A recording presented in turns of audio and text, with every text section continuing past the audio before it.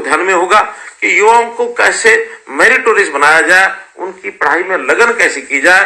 तो आखिर युवा व्यक्ति जब अपनी नौकरी लेने के लिए जाता था, पहले तो आज से 10 साल पहले युवाओं को नौकरी के लिए दर दर भटकना पड़ता था। जिसकी जेब में पैसे होते थे वो नौकरी प्राप्त करता था, या किसी की पहुंच होती थी वो नौकरी प्राप्त कर लेता था।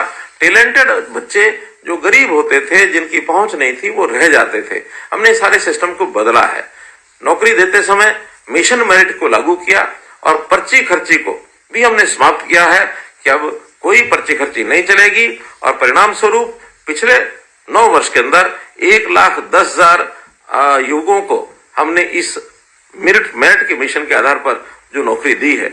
यह वर्ष भी ग्रुप सी के, ग्रुप डी की नौकरियां, लगभग 60,000 नई नौकरियां देने का हमारा जो है प्रावधान चल रहा है। जहां तक निजी क्षेत्र में रोजगार की बात है, इसमें भी लगभग 32 लाख लोगों को रोजगार अथवा स्वरोजगार ये उन्होंने पिछले 9 वर्ष के अंदर किया है, ताकि हमारे यहाँ बेरोजगारी समाप्त हो। आज विपक्षी लोग भले ही तरह तरह का प्रचार करते हैं, लेकिन मैं दावे से कह सकता हूं कि हमारी जो बेरोजगारी दर है वो देश के बाकी अन्य प्रांतों से अधिक नहीं है, बल्कि सीमा में है। हाँ, हम उसको भी ठीक करने के लिए, सबको रोजगार देने के लिए तरह तरह की योजनाएं ये सब बना रहे हैं। सबसे पहले तो जो गरीब परिवार है उनको सरकारी नौकरी के लिए छूट मिले, एक विशेष प्रावधान किया कि जिसके परिवार में नौकरी नहीं है ऐसे परिवार के सदस्यों को नौकरी के अंदर 5% अंक ये अतिरिक्त दिए जाएंगे। और उसके कारण से बहुत घरों में ये नौकरियां जो है वो सरकारी पहुंची हैं। नौकरियां सीमित होने के नाते से, निजी व्यवसाय के नाते, यानी स्वरोजगार के नाते व्यक्ति का कौशल कैसे आगे बढ़े, तो उसको कौशल की नाते से बढ़ाने के लिए हमने श्री विश्वकर्मा कौशल विश्वविद्यालय ये शुरू किया है। देश में पहला ये कौशल विश्वविद्यालय है। लगभग 12,000 विद्यार्थी हर साल कौशल प्राप्त करके इसमें से और वो बाहर निकलेंगे।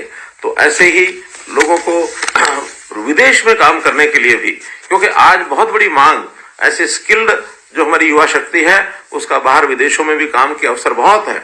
इसके लिए हमने विदेश सहयोग विभाग ये भी बनाया है, फॉरेन कोऑपरेशन डिपार्टमेंट, जिसमें ट्रेनिंग के बाद वहां से जिस प्रकार की मांग आएगी उस प्रकार के लोगों को भेजने का हमने लगभग तय किया है कि बड़ी संख्या में वहां अगर लोगों को भेजेंगे तो भी लोगों को लाभ मिलेगा।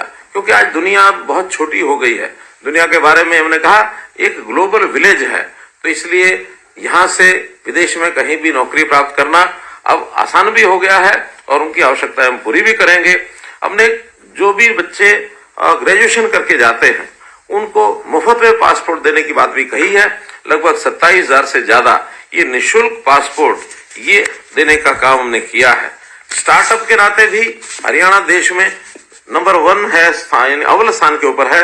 हमारे देश में प्रति लाख पॉपुलेशन के पीछे जितने स्टार्टअप्स हैं वो देश के अन्य प्रदेशों के मुकाबले में सबसे अधिक हैं।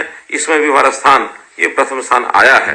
तो इस प्रकार से मेरा युवाओं से निवेदन है कि वो कोई भी नया काम करने से पहले जैसे अनुसंधान का एक अपनी प्रक्रिया है, उस रिसर्च में, अनुसंधान में भी आगे बढ़े। क्योंकि आप सब पढ़े लिखे हैं। आज मैंने योजना से ऐसे लोग जो पोस्ट ग्रेजुएट हैं अथवा डॉक्टरेट हैं, ऐसे युवकों को ही बात करने की बात कही गई है। तो इनसे मेरा आग्रह है कि आगे बढ़ने की बहुत संभावनाएं हैं। इसमें हम आगे बढ़ेंगे तो निश्चित रूप से, जैसा किसी एक बेरोजगार युवक को कहा जाता है कि ये जॉब सीकर है, मेरा तो आह्वान ये है कि आप जॉब सीकर बनने तक न रुके, बल्कि जॉब गिवर ये किस प्रकार से बन सकते हैं।